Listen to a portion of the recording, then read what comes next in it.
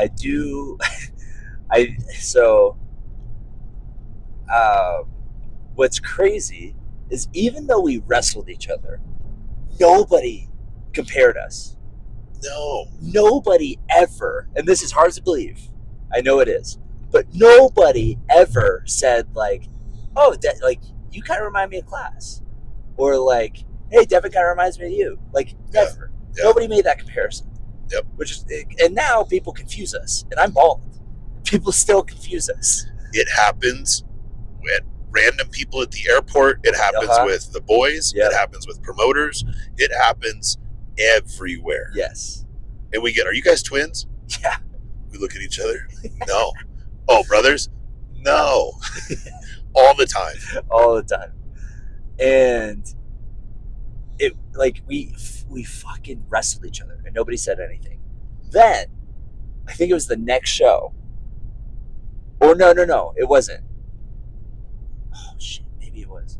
But regardless, there's a show, and I have the picture, and I'll try to edit it in if I remember this, where I wear this white like trench coat, and I remember I wore the trench coat. Have you ever worn a trench coat? Not especially even around close. the boys. Not even close. You've never, ever. And so I keep in mind, I had worn. This is the time where you were wearing suits everywhere. Yeah. I wore suits to that show with you to wrestle you, and then the next show, and then my third PCWAZ show, I just wear this white trench coat and a black turtleneck, and I was looking fly as shit. And I don't care what people say. And I took promo shots with it, and I put one of them up on Instagram, and Sunny, Kevin's girlfriend, quoted with, "Mom, can I have class? No, we have class at home." And it was me. And since then, every person under the sun has been like, "Are you guys brothers?" I swear she like changed the timeline on us. Yeah. Because nobody ever said anything about that until that comment. And then that's all we got from then on. That was a portal to another dimension where like everybody just assumed we were brothers. Yep. And it's always so interesting because I'm like, dude, he never wore a trench coat. He never like, I gotta show that. But there is a picture of me that day where we're both sitting next to each other and we're like talking. And somebody like just snapped it. It was like a candid. Like we're talking about something before the show, like in chairs, and then someone just snapped it, and it's one of like my favorite pictures. I'm like, oh, that's cool. Like we weren't even tagging it. We were just like, you were wrestling Big Brother, and somebody, maybe it was even Sunny. She was like, oh, this is cool. And she like took a picture. I'm like, oh, nice. Yeah. But yeah, so then not only was it like the boys messing with us, and from then on, every single show we went to at a different promotion, they were like, hey, don't they kind of look alike? Yep. Or it was like, hey, aren't they brothers? And it's like, what? Yep. What? We've been riding together for like 8 months at this point. Yep. Like, what do you mean you're just now asking these questions? Yep. But that's when, so there's two things. One, in October, so throughout the summer is when people started like comparing us. Yeah. And then in October, I had. When did you get hurt for the last time? For the last time, so that was in January. Our match was in October. Yeah. Oh, it was. And so That's right.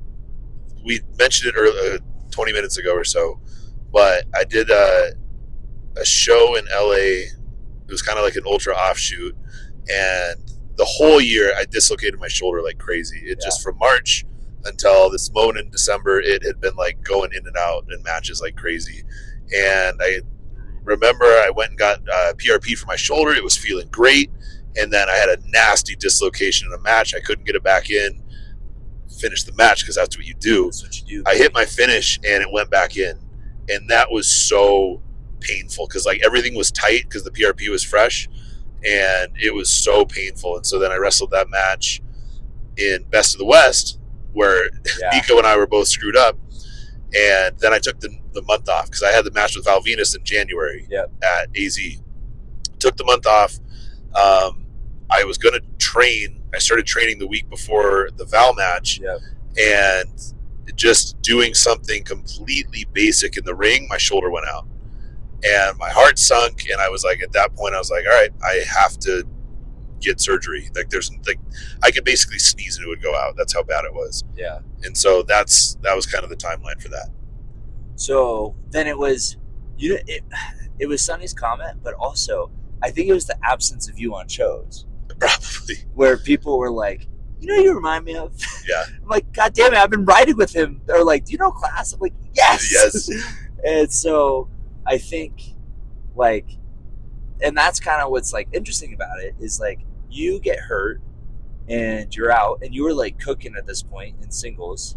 And then I'm just starting to get like regularly booked in our, Bermuda Triangle. And that's when people are like, hey, you train with Class, you kind of remind me of him. Like how I wrestle, my mannerisms, all the things. And then like backstage, how I look, whatever. And I remember being like, why did nobody say this when we were literally next to each other for 8 months? Yeah. And then it just started popping up. And so I do remember this, and I don't really remember it, but Joe DeFalco, the promoter of FSW, said like, yeah, maybe we'll do like, Class is like the golden child, and you're like the kid that the father cheated on his wife, and you're the mistress kid on the other side of the tracks. Classic DeFalco storyline. And I was just like, okay, like whatever that gets me. Like if I'm getting booked, whatever, and if I get to work with Class. But I remember like it started as like a joke, and then the longer you were out and the more reps I got, everybody was like, oh, I think we're gonna do something with that. Yeah. And I remember telling you like, bro, I'm so sorry. Yeah. Like I'm really not trying to like politic for this, but I think we're gonna be on a tag team when you come back. Yeah. And you're just like, no, that's cool. And I was like, I know it's not, because I know you were like cooking in singles, and you're like made to be a singles guy, not a tag guy. So I'm sorry. Like I'm not trying to do this, and I'm trying to like do things that don't remind people of you. Yeah. But it's not working.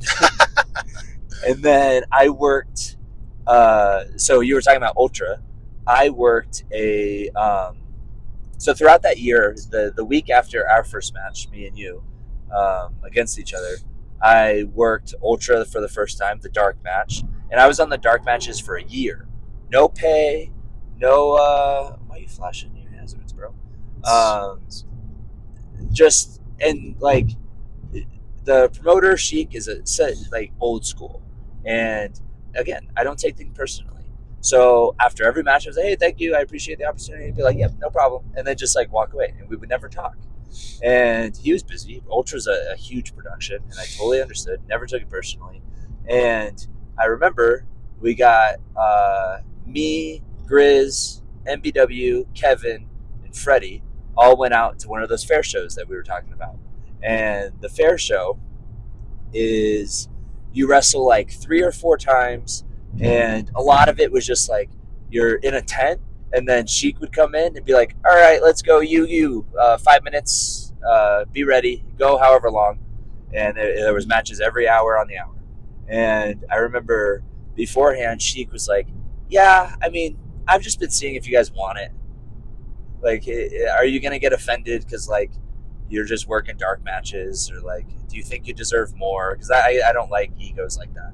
And he saw me work.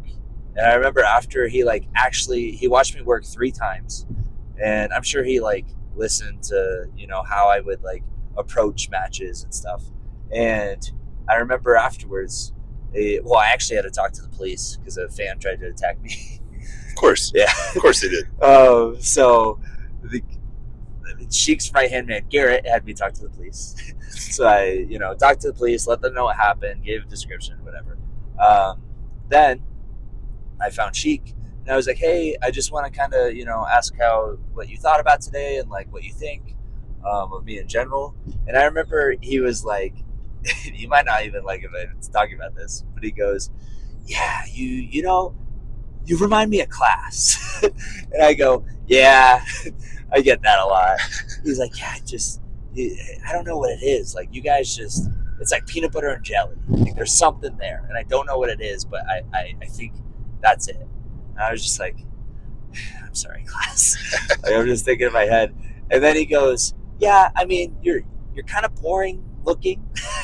He's like, you like, yeah, like good looking kid, but like nothing marketable really. He's like, your name kind of sucks. Like, who gave you that name? Who came up with it? And I was like, my parents. Oh, yeah, my parents. And he was like, it's not bad for a shoot name, but I was like, I get it. He goes, it's just not main event level. He's like, and like, I'm not trying to be rude, but like, you've been working what? How long? And I go, a year. This is my like a year anniversary actually. And he goes, oh, yep. Well, never mind. Yep. Forget everything I just said because I assumed you were 5 years in. And I'm not saying that to be arrogant. I'm just saying like that's kind of the mentorship that I had. And they put me well ahead of the curve. And I was just kind of like, oh, well, that's cool. And then I could literally see his eyes change. And he was like, we can do something with that. If you're this young and this new in the business and you've come this far already, just don't get an ego. Keep your ears open, your mouth shut, and just learn. And I was like, that's what I plan to do. He's like, great. And then I had my first ultra match on the main card that Friday. Yeah, okay. So he gave me the match with Grizz. I think you had the promo. I was probably doing Touch of Class, yeah. Yeah, Touch of Class. And, you know, he saw me wrestle with Grizz. He liked it. Obviously, there's always things you can work on. And Sheik is someone that I really appreciate in the sense that he's not going to sugarcoat you or sugarcoat anything to you or, like, lie. Yeah, very straightforward, very honest, yes. Very much, which we appreciate because that's the way we were trained is like, yeah, tell us what we're doing wrong. We want to get better. Yes. So many people, and this is like a quick aside, but so many people in this business, hey, brother, that was great. Good job. Yep. It's like, no, it fucking wasn't. Yeah. I want to get better. Yeah. Tell me what I need to do. And so he was someone that we learned a lot from, and because he was honest with us, both in my singles time and your singles time, and then as a tag. So yeah, someone who really, really appreciated his approach to giving feedback and not being afraid to be honest. Yeah. And so after that, we fast forward to the January show. You're back. Yep. So it's been a year. Yeah. Since your last match. Yeah. Because Ultra was your return, right? Yep. Yeah. Ultra was the return. Or was our show? Oh, you wrestled Mini Halcone at our show. On the November show, yeah, it was like a 2-minute squash, right? Wrestled Mini Halcone, and then my return, really like actual return, was against Grizz at the anniversary show, and that stinky Chavo Guerrero came out and screwed everything up. Chavo Guerrero messed everything up, and I didn't have my my manager's license yet because we were just friends backstage, and I had a match against Matt Vandergriff that night, and I remember coming back through the curtain, and he was just like, I think that's where he talked to us. Yeah. And he was like, yeah, we're gonna do this. Yep. We're gonna put you guys together. Yep. And beforehand, we had wrestled. Was it February? I think February at FSW. Was FSW? Okay, so this was. So he let us know. Sheik let us know in January, like, hey, we're gonna do something with you guys. You're gonna be together on the next show. Yep. We go, okay, like this is really happening. Like we got to do it. And then in FSW, he had just made a return, and I was basically like on ice until like I was just having matches, which is great. I learned a lot and I became a better wrestler. But we were basically waiting for you to come back. Yep. To be like my tag partner. So you like even managed me one time, and we recruited Jordan Cruz into the Billionaire Boys Club, and it was like a whole thing. Yep. But that like as soon as you got back, it was like, okay, you're with Devin. Yep. And I was super excited. And I think, I don't, actually, walk me through, like, you getting hurt after the best singles, like, run or year that you've had. Like, you finally in the rhythm, you get hurt, and then you come back and you're being told everywhere that you're going to be put in a tag. Yeah. So, I guess a couple things. Like, yeah, that singles run was really, really exciting, really fun. And like I said earlier, I felt like I was really clicking and comfortable and wrestling very, very regularly. And it was just really in a good rhythm. And like I said, I dislocated, I think it was a total of 10 times my shoulder that year between March and December. And so it just like I said, it kept getting worse. And like at first I was like, okay, I can ignore it. It's fine, whatever. Just fight through it. And then it kept happening and kept happening and kept happening, and got to the point where it was like, okay, I have to do something about this.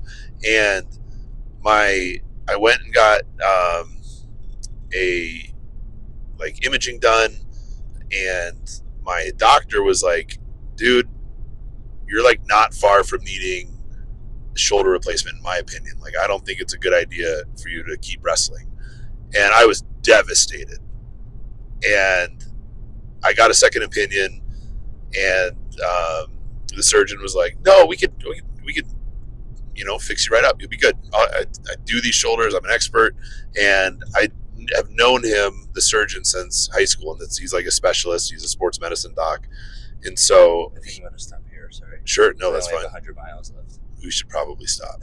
If we run out of gas on this interstate, the vlog's going to get real interesting. It's going to get real dark. So he made me feel good about being able to come back. And so, yeah, I was out for probably 11 months out of action. And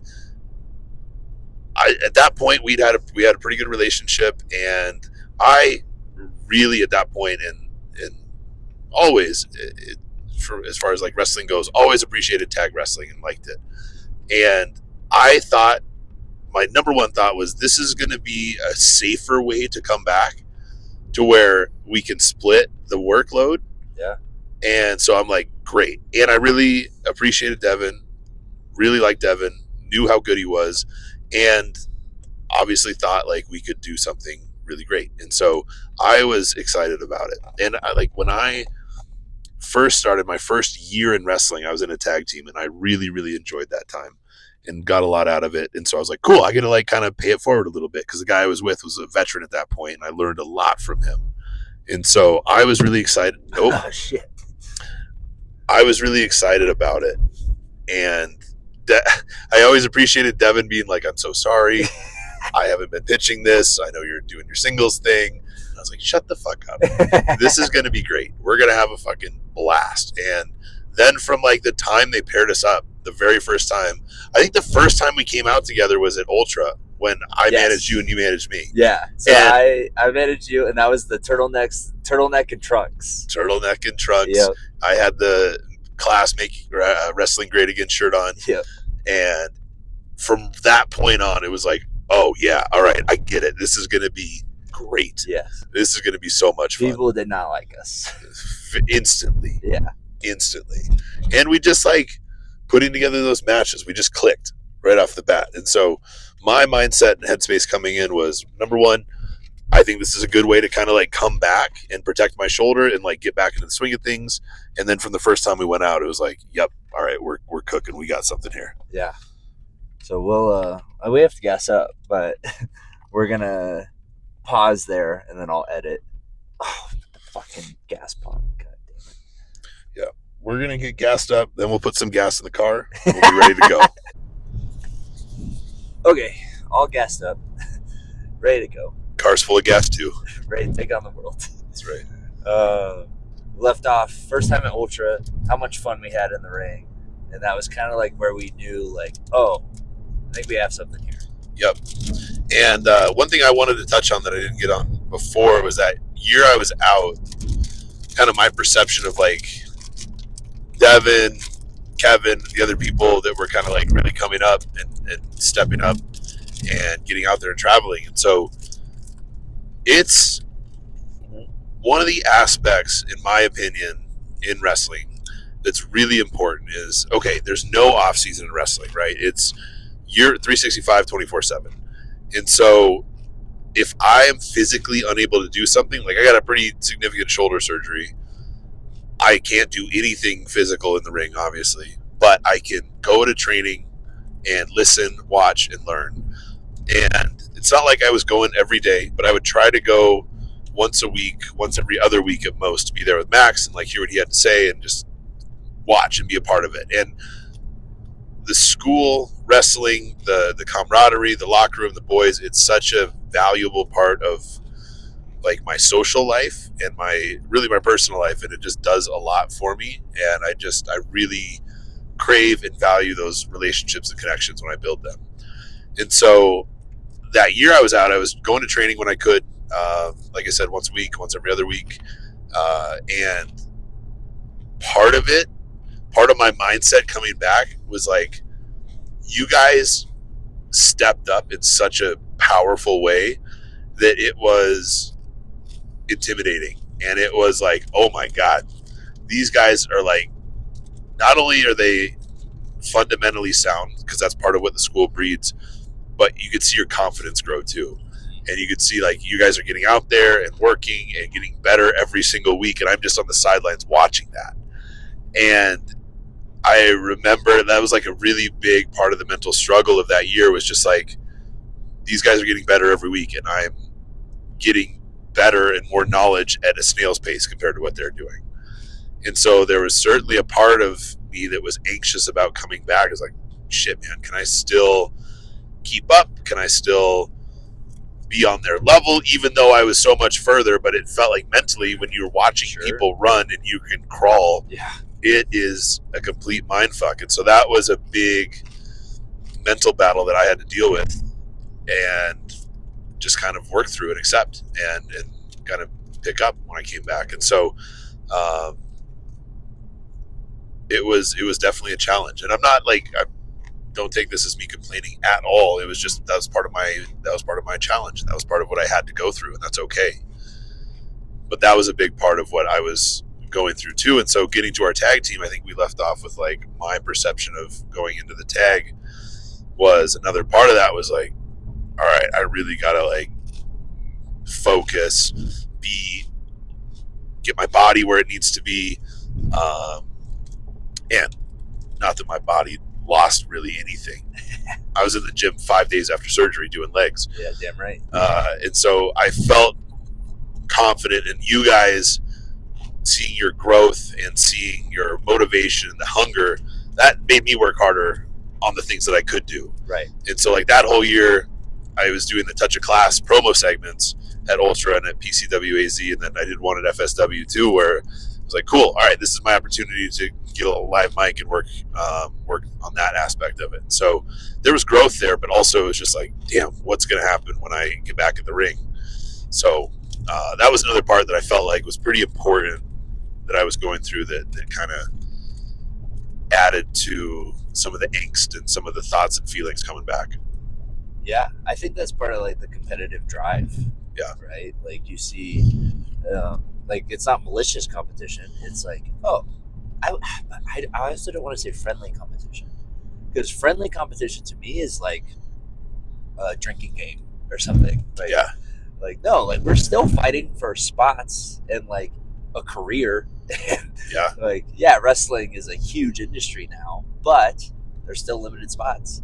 So like, it's not friendly competition, but it's not malicious either. Yeah. You know, like sports, I wouldn't say they're friendly, but I also don't think it's malicious. So I think that's like a similar mindset that we have.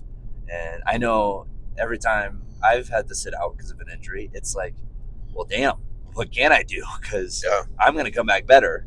And if it's not physically, it's mentally, or my promos are going to be better, or I'm going to have different gear, and I'm going to know more like match or wrestling psychology and match structure. And so I can definitely see how that's like I had never even thought about that, to be honest. Like, because to me, like, there was somebody who had said like, man, when Class comes back, like it's a whole different world. Like we're on his level. And to me, I was like, no, we're not. Like he's put in a lot of work before we even got here. So we're not going to be on that level. But I think that's just because I had so much respect for you. And I didn't like ever have the mindset of, oh, I'm going to catch you. Yeah. It was more so like, oh, I'm going to be put next to him. So I need to match his level. So I'm not holding him down. Yeah. And I feel like that like shared, because you've said that too, like we're in a tag team. So we have like a shared responsibility and accountability to be better. Because like if one of us is slacking, it kind of takes the whole team down. Yeah. And that's why we get along so well. One of the reasons we get along so well is we both share that same mindset, right? Like you could have had that mindset, like, all right, he's out, we're cooking, we're on the same level now. Like And I could have had the mindset like, all right, I'm getting paired with this kid who has like a year in the business. What the fuck? But it was no, like, all right, I see him getting better. I need to step up to the plate. He's working hard. I need to work harder. And you had the same mindset. I'm getting paired with him. He's had this time, extra time that I have, or more time than I've had. I need to make sure I'm ready for it. And so it's like we're coming at it from different perspectives, but it's the same mindset. Yeah. And we share that, and we share a lot of similarities in the way we think about things, and that's what makes us successful at this point in time, and why we get along so well. So again, it's another reason that we just mesh so well together. Yeah, I think, and it's funny because like I think that translates like directly into our work. Yeah, like because even when we first started, everybody, once they saw us like on screen together or in the ring together, they were like, yeah, no, that's it. Yeah. This should be a thing. Like, yeah. This that makes too much sense in the world. So we just eventually started becoming like booked other places as a tag team. Yep. And the only place that we weren't really a team was our home promotion. Yeah. Because I was still a good guy and you were, the top bad guy. And I remember it just got to a point where, like, because of social media and, like, the fans of that promotion questioning about other things, because I was in a tag team with Freddie, Flyboy Freddie at the time, Freddie Cordova now. Very solid worker and great. And we had developed such a good relationship with our crowd that we were getting really good reactions. Probably the top good guy babyface reactions on the shows consistently. And I took a lot of pride in that because we were just like thrown together and we made it work. Yep. But a lot of it was because we put a lot of focus. Like the first like bad tag team match that you have is kind of eye-opening. It's like, oh, this is a whole different animal. And I remember being humbled and being like, okay, I need to figure out this new world that I'm in. Yeah. Because tag team wrestling is its own world, really. Or sub-world or whatever. Sure. It's a totally different dynamic than a singles. It's totally different. But it, like, when it's done great, it's beautiful. Yes. Like, I don't think there's anything better than, like, a very good tag match. Agreed. Whatever singles match you have, I will find an equivalent level tag match and put it up against it. Like, it's just, there's so many moving parts, and when it goes together, it's like a symphony. It's great. Yeah. But I do remember learning from Max in terms of like psychology with Freddie on like the babyface side of things. Like, okay, this is how we can put matches together. And then when we were paired, I was just like, I was able to use all of that work I got with Freddie while you were injured and the singles work and like shift it into like, oh, it's just like the other side of this. Yeah. And like, what would, if I'm like on that side of things, how would I want to, be, how would I want my opponent to wrestle? Yeah. And so I think that helped a lot for us to get like, because you had already had the tag experience. I hadn't until Freddie. Yeah. And then I had a good solid like 9 months of tagging where I was like, oh, okay. And then eventually PCWAZ was just kind of like, all right, we're just going to put you guys together. But the issue was you were the champ. I was about to become the champ. Yeah, that's right. I was like right at the very beginning of the run because I won the championship in May and we did our first ultra showing in April. Right. Holy shit. Yeah. So it was like right after, like everything was kind of like building to me getting the championship. Yeah. And also they're like, crap, we kind of have to go with this. Yeah. We kind of have to figure out how to get you guys together. So then you, with the help of a masked man, win the title. So here's the thing. Yes. I'm a smart guy. Smart guy. Super smart. A doctor. I'm a doctor. It's the first time you're hearing this, I'm sure. Uh-huh.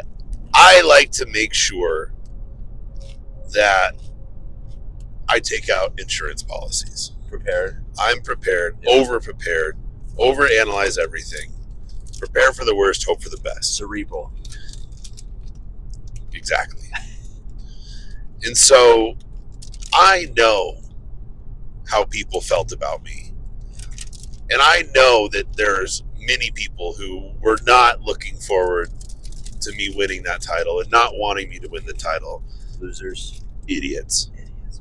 So I made sure to take out this insurance policy to ensure that no funny business would happen and the title went to where it was supposed to go.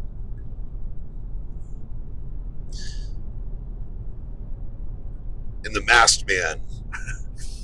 Was that my cue? Should I have jumped in? Well, Okay. No, you're good. You went to take a drink. Yeah. And I was like, all right. So the masked man was my insurance policy. Yes. That's what this is about. I'm going to be really honest right now. You said my insurance policy, and I immediately was like, that wasn't supposed to be a comparison to Rick Rude, but I'm taking it as a comparison to Rick Rude. Yeah. And so in my head, I was thinking about Rick Rude. Yeah. Which happens way more than I'd like to admit. Rick Rude, R.I.P. Yeah. So the Bass Man helped you. Yep. And I was teaming with Freddie the whole time. Yep. But the Bass Man helped you. And then me and Freddie decided we lost another chance at the titles. And we decided to go our separate ways. No beef. Very amicable. Yeah, very amicable in the sense that like we just stopped. We just stopped tagging. And I wrestled Anthony Katina on the July? I think so. I wrestled Anthony Katina. And then that night, you wrestled Grizz. Again. And a masked man ran out to help. And this no good, goody two-shoe, rule-following scumbag, John Wolfgang. Basically the Voldemort of our existence. Oh, the worst. If you don't know John Wolfgang, you're lucky. Your life is better off. Yes. John Wolfgang, or Woofy, as I call him, he unmasked me and showed the entire Eagles Community Center my bald dome. Beautiful bald dome. Thank you. And people were not happy. They had a surprising reaction. Yeah. And it's funny because I think it was one of those things where people were like,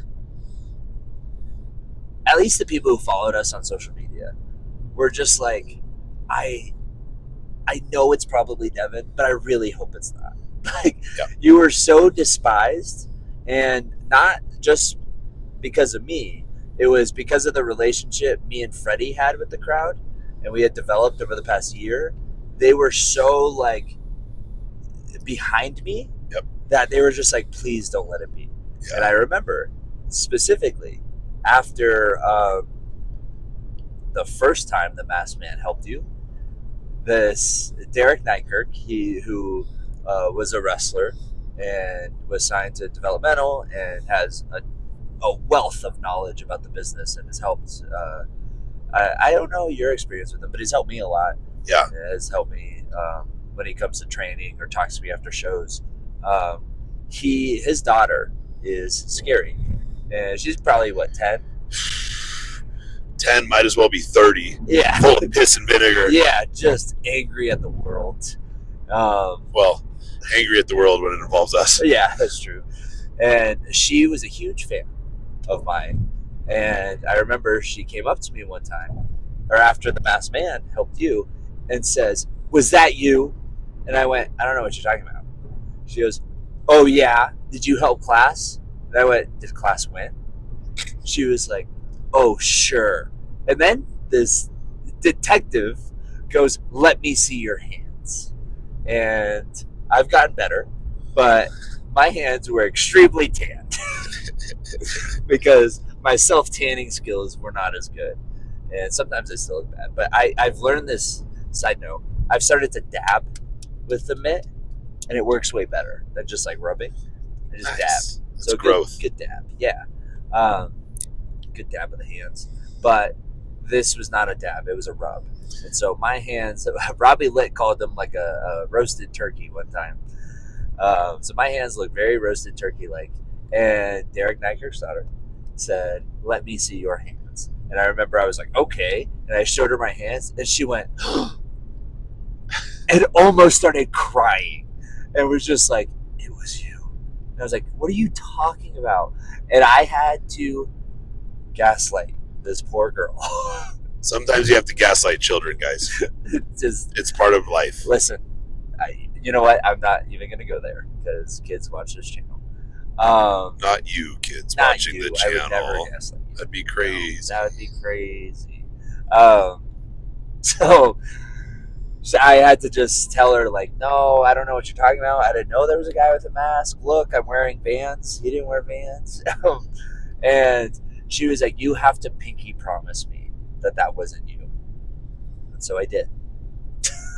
And it was at this moment where this poor girl's trust issues began. To be fair, I went right up to Derek, Mr. Nykerk, and I said, "Sir, I just had to lie to your daughter. Do not tell anyone, but I was the one under the mask." And he's like, "Oh." I go, "So if I ever decide to reveal myself, just be prepared." He goes, "Yeah, it's going to be a rough night." And when that no good son of a bee, John Wolfgang, revealed me, it was a rough night for her. Yeah. She did not take kindly to it. And neither did a lot of the children there. And there's a video, not that I'm proud of it existing, but there's a video of a kid in tears, crying, and his mom has to come over and like console him because Devin Reno just betrayed Grizz and John Wolfgang and joined CLAS. Very impactful moment, I think, for the home crowd. It was beautiful. It was very, very cool. It was just, it's so weird. It's one of those, I don't know if you have these. It's one of those memories that, like, I remember the feeling so much, but I don't remember the perspective that I had looking around. Yeah. Like, I remember, the way I envision it is seeing footage of me getting unmasked. Sure. And I remember the feeling I had when I did get unmasked, but it's really hard for me to, like, envision what I was looking at in that moment. Like, what, like, the faces I was seeing in the crowd, or, like, you know what I mean? Like, yeah. I don't envision the memory from that moment. I envision it from, like, a third-person camera view. Yeah. Which is really weird. But you remember how you feel. Yes. And you remember, like, the way it felt and, like, what you just did to those people. Yes. And, like, how they reacted. Yeah. Yeah. Those are really fun. Very and special. Moments. Yeah. Because it was, to your point, like, you guys were just so well connected to the crowd, so well connected to the fans, so beloved because you were homegrown talent, right? Yeah. You were guys that went through the farm system and worked your way up and became a staple on the PCWAZ events, and just great matches, lots of fun. Went out, shook hands, kissed the baby, all that stuff, all the things you're supposed to do. And then for you to just develop this relationship with the fans, for them to grow up with you and watch you blossom into this wonderful wrestler, and then they just felt like you kicked them all square in the balls. Yeah. It is kind of, I do, and I'm not trying to be arrogant when I say this, I think in our promotion's history, that was probably the, like, most shocking turn. Yeah. Like, of anyone. Yeah. I think. That was an all-time moment. Not that we've had, like, a ton, but I just remember the energy in that crowd. It was electric for sure. Yeah, that's a perfect word. But, yeah, so, like, that was, a moment. And did we tag right after that? Yeah, it was us versus the Animal Kingdom. Oh, God. By the way, I think I came up with Animal Kingdom when I wrestled with them months before, and they just took that name like it belonged to them. Grizz and John. Idiots. Idiot Wolfgang. And Yeah, we wrestled them, and then we kind of ran like singles. It was weird, like, and this is something that's, again, he was the champ, and I was like his tag partner, but we didn't really tag a lot because I had just came out of it. I had just come out of a tag team, and you were the champ. Yes. So you had to defend the belt. So it became like Devin wrestles earlier in the night. I think I wrestled John Wolfgang about around that time. Yeah, and then I would come out with you, and like we would implement our game plan on the title defense, and that just kind of became the thing. But the nice thing about it, and I think this is like a testament to the chemistry that we have, and the impact of us being together, is even though we've had what, 2 tag matches at that point on PCW shows in the past. Just 2. We've only had 2. John and Grizz and Dom and John. Yeah, we've only had 2 tag matches, but everybody knows it as like Reno and CLAS, Devin and CLAS. Like we're always like referenced together, and people always connect to us. And even the past couple times, I've had extreme matches earlier in the night, so I haven't come out to help you because I've been getting worked on in the back. By the medical team. And it's like they still just know it as us, which is super cool. Yeah, we're kind of known as a unit. Yeah. Which I think us together is, like, to everyone's point early on, there's something there, and it's only gotten more powerful and we've gotten more connected. We can play off each other well, and like we just, for lack of a better term, vibe really well together. And there's like just this, I don't know if it's persona or just the attitude that we have when we're together. It's kind of like people notice it. Yes. Right. In the wrestling context. And so it's like a very strong first impression. Like, so our first impressions together were so, I guess, emotionally charged that it's just like, okay, they're together now. Yeah. And then that's just like the way it is, and the way people remember us. Yeah.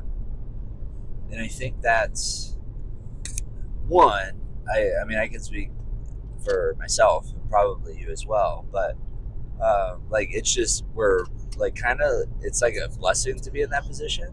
Like, oh wow, like we have a connection with this audience. Yeah. And like most audiences that we get in front of, because it's so easy to hate us. Yeah. And I know we've talked about this before, but believe it or not, a lot of people don't like me when they first meet me, and I don't even talk to them. I think it's the jaw. Strong jaw's intimidating. I think it's just like, ugh, like what a douche. And a ton of people have said that to me. They're just like, yeah, I didn't like you, and then I talked to you. Or like, yeah, I've never really liked you, and I heard like you say something one time completely out of context, and not even rude, just like, I thought you were a douchebag. Yeah. Okay, that's fine. I'm just used to it by now. But I think it does work in our favor when we step into a new promotion, and immediately the crowd's just like, oh, no, we don't like these people. Screw these guys in their tans, their physiques, Tom Brady gear, their arrogance, TB12 gear, Calvin Klein gear, zebra stripe gear. It's just the package is one that we assume should be revered and loved, and yet people must just get intimidated by it.